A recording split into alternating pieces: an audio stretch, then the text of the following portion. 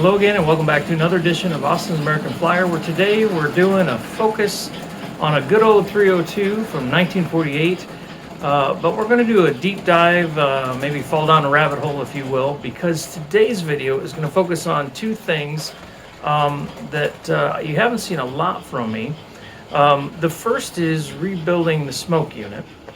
And the second, and this is where it's not for the faint of heart, I actually pushed out the bushings on the chassis and made some new ones, just to see, first of all, if I could do it, and secondly, if it would make any difference.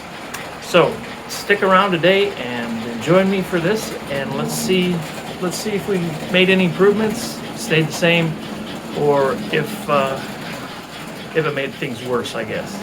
Today on Austin's American Flyer. The smoke's okay. One of the things that I noticed is it smokes, and then after a few minutes of runtime, the smoke kind of dwindles. So that tells me that probably the oil wick is kind of charred, or there's something that's inhibiting it from kind of regenerating with fresh smoke fluid as it kind of burns through what's there. So I'm going to try something I've never done before, and that is I'm going to solder this, and then I'm going to try to unsolder the heating element, the nichrome wire, before I pull the top gasket off, see if I can save that.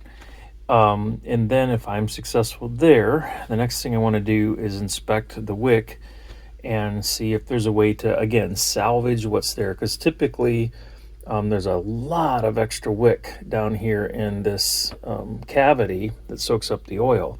So if indeed it is a situation where there's a small amount of wick that's charred, what I'd like to do is try to just kind of pull that piece through and pull fresh up and then rewrap the fresh. I don't know. It's kind of a lot of messing around, but again, this is, in a way, it's kind of playing with stuff here. Just to see if it'll work, see if I can kind of improve the performance of this little Atlantic and get it in shape that it'll serve for another couple lifetimes if successful. So that's the plan. Here is the smoke unit on this 302 from 1948 with the cover off and wires removed. And my hope of salvaging this doesn't look to be reasonable. There we go. You can kind of see the nichrome wire is wrapped around what used to be a wick, and that wick is just so charred that it's just crumbling, which is why I'm not getting good flow from the chamber below up through the smoke wick. So the next thing I'm going to do is go ahead and take the bottom cover off, and I'll show you what that looks like. So here's what the bottom of a smoke chamber looks like when it's got actually original wicking material in. This is just this hard mass. Well, yeah, basically it's a hard mass. At this point, it needs to be replaced. It's had a good life, but it's time to be done. So when I bring it back, hopefully this will look a lot different and a lot cleaner. What a mess.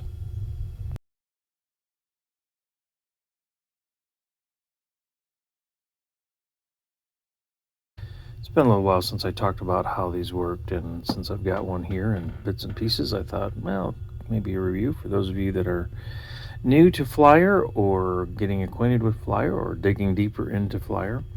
So this is the choo-choo assembly. It is one casting.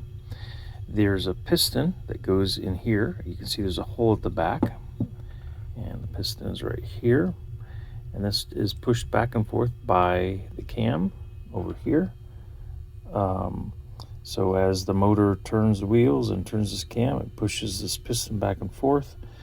That slides back and forth in this cup, and that creates a compression sound, a chuff, a chew. And then at the back end, you see there's a hole, And that hole goes into this chamber here. And there's nothing in this chamber but a plate. And I don't know if this is what you might call a resonance chamber or not, but there's a small hole at the back of the piston cup, and that air goes through this little divider here, resonance piece, I guess. And then it goes through an even tinier hole, which you can't hardly see, but there it is, into the smoke chamber. And this is where the wick comes up through with a nichrome wire, which nichrome wire gets hot. It's got a resistance to it. So it gets wrapped around the wick and heats the wick up to very hot very quickly, which then causes the fluid to smoke. And those little puffs then propel smoke. The only place it can get out is through this little depression here, and then so it comes through here, and then right here is where the smoke comes out. And oftentimes there may be a smoke extension threaded into that point. Then underneath here is just a reservoir, and it's packed usually with something that looks like this. I'll let you use your own description. It's pretty gross. And as I mentioned, it's hard. So this mass here should be nice and soft. Some of it is. This isn't too bad here, but anyhow, it was all stuck. It's kind of like, somebody that hasn't washed their hair for 5 years. It was just all matted and crammed in there. So I've got a lot of cleaning to do.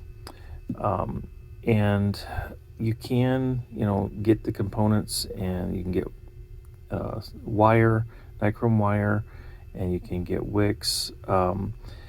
It just so happens I have one pre-assembled piece left. I got this from a friend. Thank you very much, Steve. And so I've got it easy.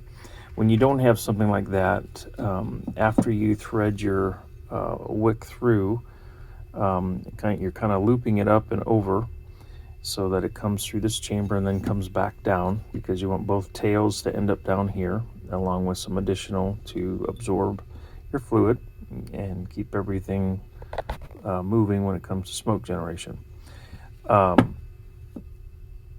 But when you're wrapping the nichrome wire, you actually have to check the ohms value of the wire. So you wrap several. I think the recommendations I've seen is start with 7 wraps and check that. And the ohms readings that I have found that I like tend to be somewhere in the 34 to 37 range. You can make it more. If it's higher, that means there's more heat. You'll get more smoke output at lower RPMs or lower voltage, but it also means you run the risk of burning out your wick if you speed your engine up. And I've noticed, and again, I have a pretty sensitive nose, but the smoke when you have more wraps, when you have more amperage on your wire, your nichrome wire, and it's getting hotter, the smoke has actually a burned kind of smell. Smoke with a burn smell, I know, but it does. It's not super pleasant. And if you can stay, I want to say that Tom Barker's, again, I should have looked this up before I started talking, but somewhere in mid 30s is his recommendation. Again, get Tom Barker's book. If you don't have it, you got to get it. And that's a good benchmark. And what that means is you'll see very little smoke at slow speeds and a pretty good output at medium, and then at high speeds it's ridiculous, smoke you out of the house kind of thing. So there you go. Boy, didn't expect that. That's that was free with admission. So anyhow, back to the project at hand. Time to get this guy cleaned up. How does one clean something like this up? Well, for years and years and years, I have used these kinds of attachments, steel or brass, on a wired Dremel tool. Even a drill will work.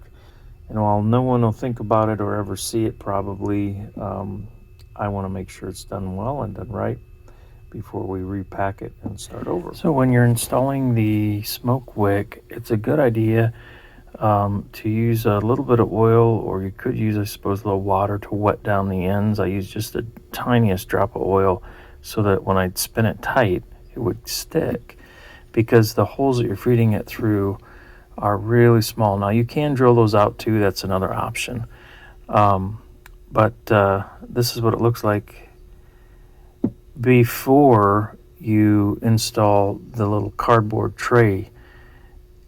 Guess I get to do it again. All right, so now I've got the cardboard tray in there, although can't really see much of it because of the way the angel hair is poofed out.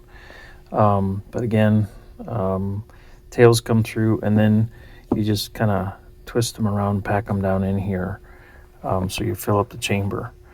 And it's good to have them equal length, and then if you end up having extra, you can always just trim it off.